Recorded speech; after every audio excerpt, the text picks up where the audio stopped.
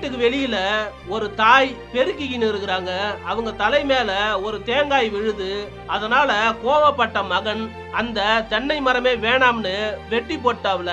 நல்ல ஒழுக்கத்துடன் தாயின் அன்பு பாசத்துக்கு கட்டுப்பட்டு அரவணைப்புடன் சக மனிதனை மதித்து நடக்கும் ஒருத்தன் தான் இப்படி ஒரு செயலை செய்ய முடியும்.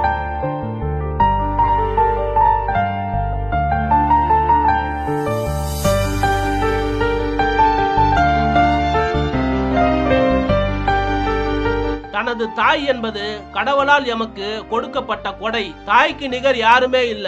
இந்த அன்பு சகோதரர் செய்தது மிகச் சரியே. நம்மளையும் நம்மளுடைய குடும்பத்தையும் சோதிக்கிற எதையுமே நம்மளுடைய பக்கத்துல வச்சிக்கவே கூடாது. உங்கள் தாய் மேல் இருக்கும் பாசம் மென்மேலும் வளர தொடர வாழ்த்துக்கள்.